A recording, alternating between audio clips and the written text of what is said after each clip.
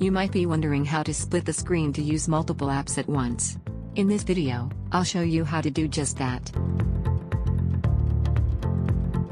Locate the Recent Apps button on your car stereo.